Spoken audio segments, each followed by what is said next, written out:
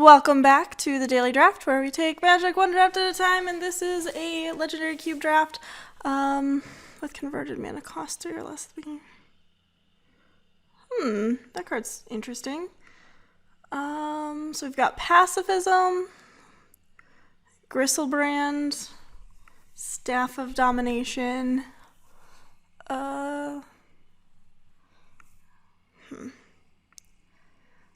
I want to take Gristlebrand. It's rough because Gristlebrand probably actually won't go super early in Legendary Cube because he's just so mana intensive. But like, he's probably still the best card. Destroy target non-black creature, put 2 1/1s into play. I could take a 4/4 with haste. However, I'm going to take Mana Reflection. Mana doubling effects are very good in this cube, especially when you have Gristlebrand, and Mana Reflection happens to be very good because it works really well with the bounce lands, because when they produce 2 mana, Mana Reflection will produce 4. There's a couple lands here, Expedition Map, Thirst for Knowledge, etc. But we're going to go ahead and take Mana Reflection. Selvala seems kind of cool. There's also Cage Sun. I'm not really interested in Cage Sun. I am interested in this Hallowed Burial, however. As you can see, first of all, we're not really regarding colors, but Hallowed Burial is Wrath, and I think Wraths are pretty good in this format. Hopefully we will Selvala. If we don't, I think we'll be fine. But we're gonna go ahead and take the Wrath. Here we've got Rakdos Carnarium. Time Stop is sweet. Breeding Pool is fixing. Crib Swap is removal. I kind of like taking Crib Swap here. That art is hilarious. And adorable. It kind of goes with our Hallowed Burial. Again, Rakdos Carnarium sweet with the bounce land, but with the Mana Reflection. But I'm going to try and get some removal before we do anything else. Here we've got Nomad Outpost, Plateau, which are both fine pieces of mana fixing. Azusa is pretty sweet with bounce lands if you pick up enough bounce lands. I think I want Azusa here. Like, there's plenty of bounce lands in the set. So we've got Lavalanche, Kolaghan, Masked Admirers. All these cards are good, is the thing. I think I just want Lavalanche. Lavalanche seems good, like, especially with the Mana Reflection. Yeah, we'll just take it.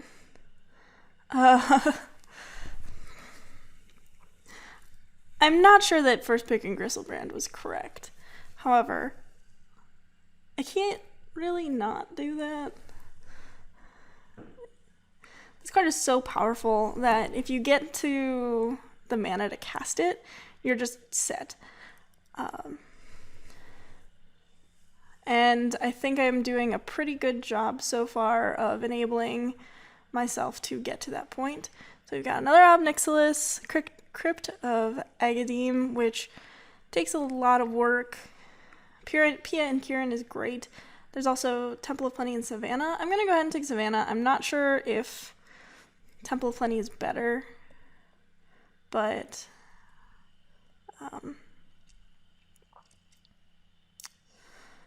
I'd rather take the Savannah because it enters the battlefield untapped more of the time.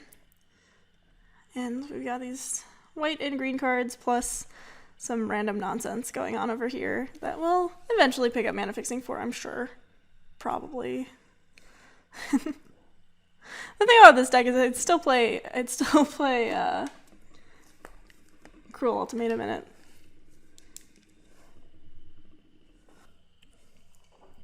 Alright, we've got a pretty easy Pilgrim's Eye here. It's mana fixing, and it's, you know, not humongous body.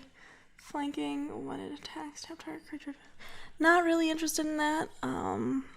Drana's sweet, but I think I just want a Pilgrim's Eye here. Especially since, like, I'm not sure I'm playing Gristlebrand. If I get more of the, like, Sarah's Sanctum sort of stuff, I might want to do that. But, alright, so we did not wheel the pacifism. Target player sacrifices a creature with converted mana plus 3 or less at the beginning of your upkeep. If you have more cards in hand than each opponent, you may return exile into darkness.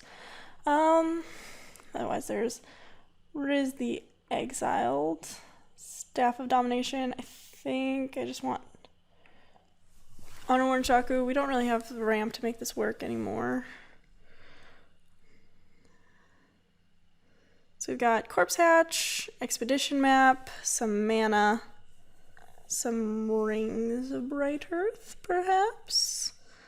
I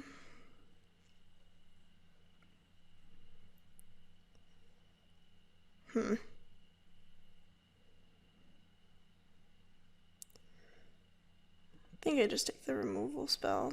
I'm not playing the colors that those lands are in, except for like the Stomping Grounds to a degree.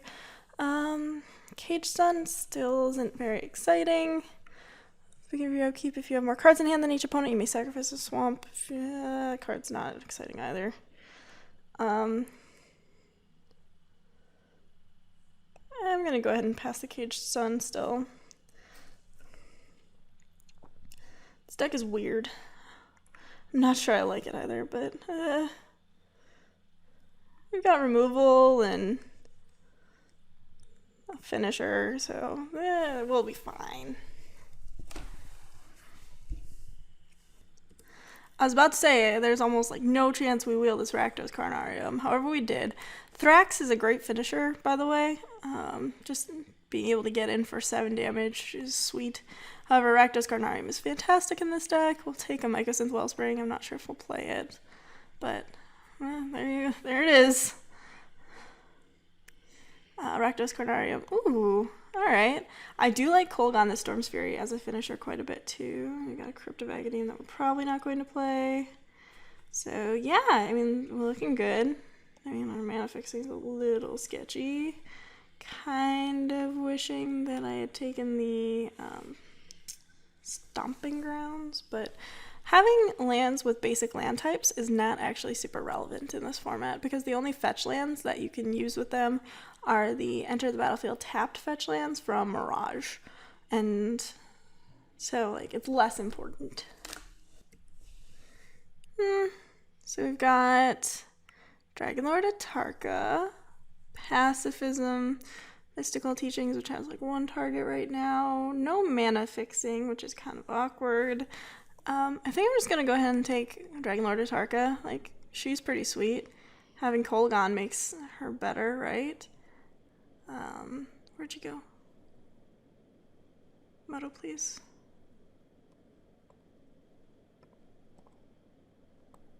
Oh, there she is. Alright. Converted Mana Ghost.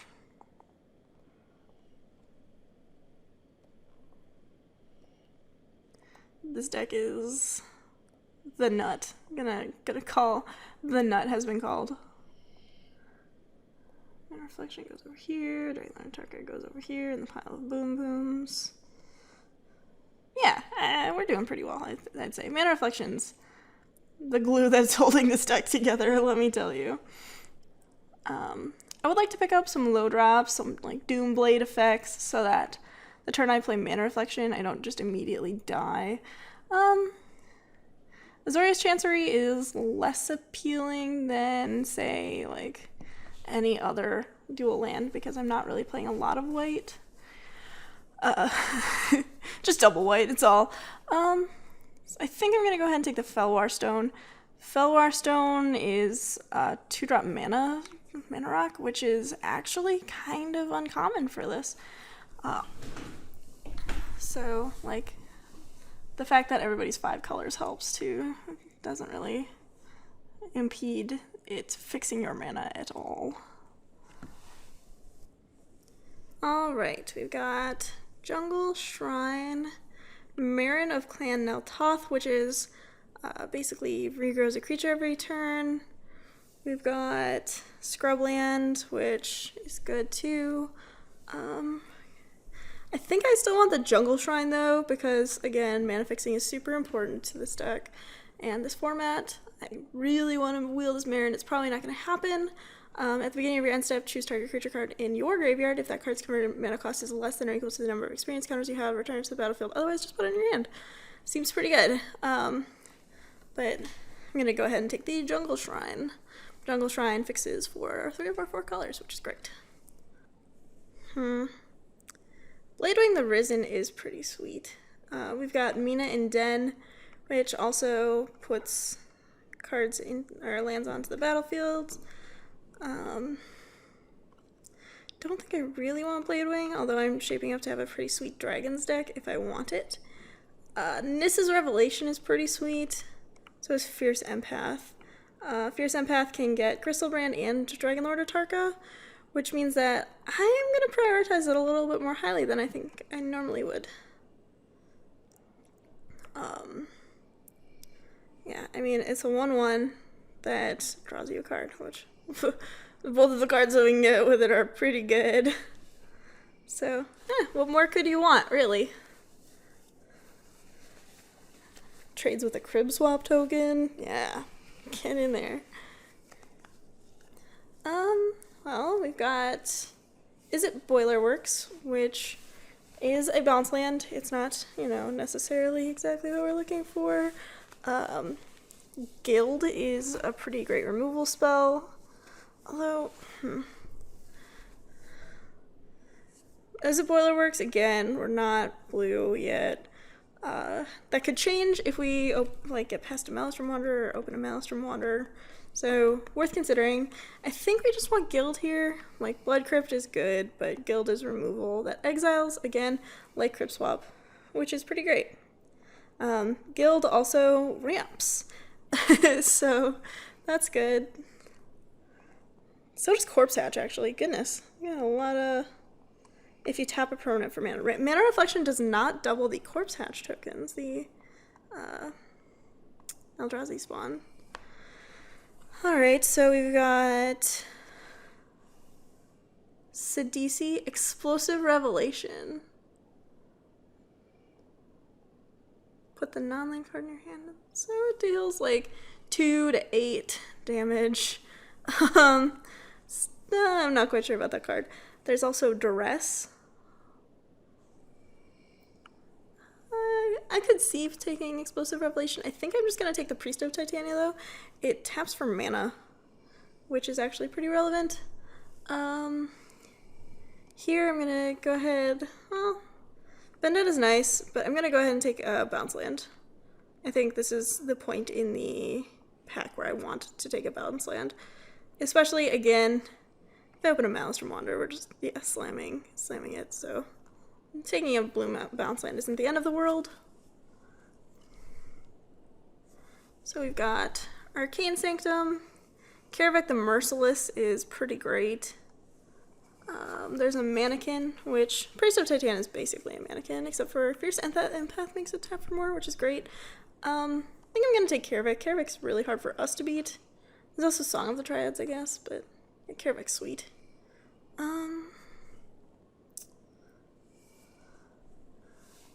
I'm going to take the Mystical Teachings. I'm not planning on playing it right now, but it's the best card in that pack. Here, I think I want Temple Garden over All Sun's Dawn. Which is basically a draw 5. I'm going to prioritize mana fixing a little bit. Ooh, dang, alright. And maybe Marin isn't... I'll take a Bladewing.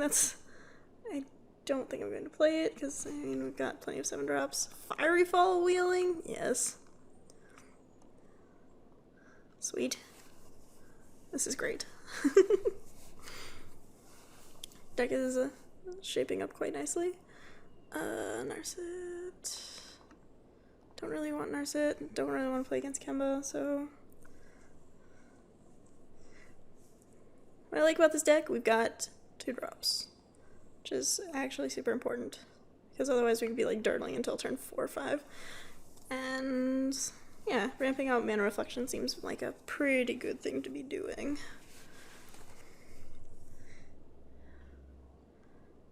If we had a way to tutor for Azusa, for example, if we had a time of need, I probably would be taking like Chancery and off color. Ooh, I might play this card. I mean, it's good with Fierce Empath, Pilgrim's Eye, Dragon Lord Atarka, can give Gristlebrand Vigilance. Looking around, Orzhov Basilica is good, but Gilded Lotus is like the best ramp that you can get in the set. So, and like we might wield the Basilica anyway. Yeah, I don't. Dragon Tempest was kind of sweet, but we're just taking Gilded Lotus for sure. Cold Steel Heart is, again, 2-mana ramp, which is pretty important. Opulent Palace is black-green tap land. Sacred Foundry is green, red, white. And I'm just going to take the Cold Steel Heart, I think. And Splash Blue for Barago. Probably would take a Swiftfoot Boots over it or Compulsive Research if either of those wheeled, or mana. So yeah, we've got a couple of turn 2 accelerants, which is awesome, because our 4-drops are sweet. And playing Gilded Lotus on turn 4 is also pretty good. Also, our finishers are still like a zillion mana. Udvara Hellkite is cool, but I'm just going to go ahead and take the Savage Lands because it's great fixing for us. That's about it. Yeah, not much to say about that one. Like, we did see a Dragon Tempest, which I believe gives dragons that control haste. I might be interested in this Dreamstone Hedron later, but Boros Garrison's pretty ideal for us, I think. Each land you control becomes that type until end of turn. Alright, yeah, no. Boros Garrison's nice. Ooh. Alright, so there's a Cruel Ultimatum in this pack. And I do have non-zero amount of blue fixing. And I haven't quite hit my quota of 7 drops yet. I mean, yeah, I'm gonna take it. See? Got Crumbling Necropolis here. River permanent. Owned by another player. Yeah, no. Sword of the Animist is kind of cool. Tracker's Instincts is pretty good, but I'm just gonna take the Crumbling Necropolis.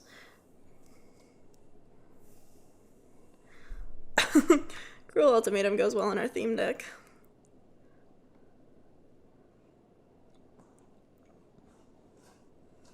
Just things that cost a zillion mana. Let's see. Still don't particularly want to play Mystical Teachings.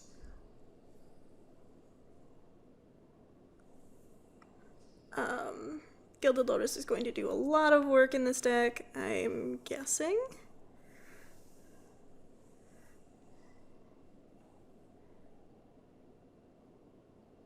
But I still wouldn't mind a Time of Need, which would, again, search up Azusa and just make lots of use of these bounce lands.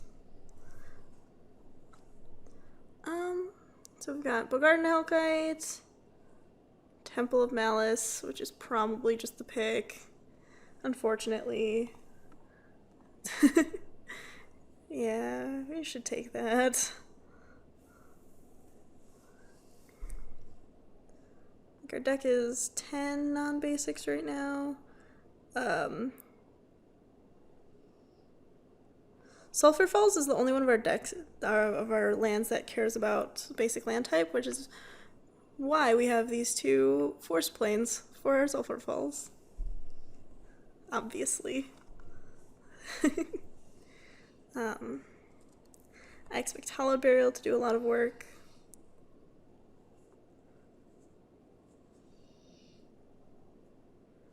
And I don't know, Bladewing might be a reasonable card to play. Doubt it though. I still like all this early game. Ramp into Mana Reflection into like bleh.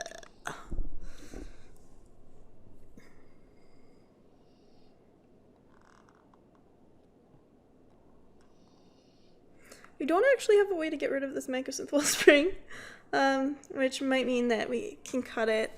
Like, we do have a bunch of reasonable cards already at 2, and a bunch of tap lands. Yeah, I might cut it. Alright, so we've got Golgari Rot Farm, Seer Sundial, Wayfarer's Baubles, actually probably the pick. It is ramp, and it is something to do on turn 1, so we don't have to, like, play our bounce land, take our bounce land. Let's see, how many bounce lands do we have right now? We have Boros Garrison, Simic Growth Chamber, Rakdos Carnarium.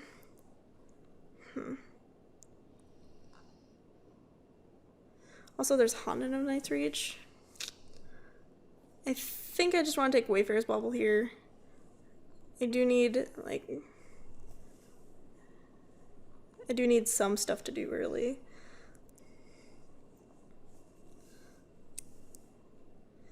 And, like... yeah, Wayfarer's Bauble is a good way to not have to discard if we play bounce lands. So, yeah, that's shaping up quite nicely. You'll notice that we only have a couple of cards that we're not playing. And we might be playing this Conjurer's Closet. Let's see. Dragonlord Jatorka. We're looking for cards that impacted. Ooh. It gains haste until end of turn. That actually seems pretty fun. Let's see. 1, 2, 3, 4. Could take the Orzhov Basilica or the Watery Grave. Watery Grave doesn't seem terrible. I kind of like taking Ailey too, but we're gonna take Dragon Tempest because we like living dangerously. Pretty clearly just Opulent Palace here. Wieldy Uvara Hellkite. I could take Eternal Dragon. Eternal Dragon's actually pretty sweet in this deck because it's late game. But it's also like can Plain Cycle for Jungle Shrine or something. Not Jungle Shrine, Temple Garden. I'm gonna take the Uvara Hellkite though because we've got a combo deck now. Pretty easily taking Grizzly Salvage. Gonna hate draft this Army of the Damned. Nobody else is allowed to do big things except for me. Alright. So now we play Bladewing. The reason being, we've got this Dragon Tempest.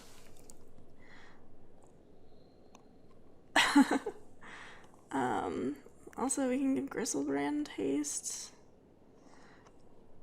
This is pretty good. Colgan's Storm's Fury seems good. We could cut white and just be like Jund. Cutting white would cut Hallowed Burial, Crib Swap, and some non-zero amount of our lands. So if we cut these guys, probably, I hate cutting Cruel Ultimatum, but it's probably something we can do. Cut those. We're left with 23 cards, which isn't bad. Play Bladewing. We play all of our 7s and 8s. Yeah, I like this. This looks good. We can cut Savannah. Can cut Temple Garden. They're both basically green. Can cut Sulphur Falls. I think we keep Simic Growth Chamber. I think we keep Opulent Palace and Jungle Shrine and Crumbling Necropolis and Boros Garrison as well. Mostly because they work well with Mana Reflection and Azusa. So we've got 3 bounce lands plus some tri-lands. That seems like decent mana fixing. If we play against a super aggressive deck, we can bring in Hallowed Burial and take out like the random jank we're doing. Grizzly Salvage seems good though. We're gonna add some basics. Let's see, green, red, red, red, black, black, black, black, black. I think I actually need one more green. Yeah. Let's run it like this. I'll see you guys in round 1 with our dragon deck. Because Dragon Tempest is a thing in this. There we go. Okay, we've got plenty of dragons. Also, Dragon Tempest gives Gristlebrand flying. So yeah, see you guys in round 1.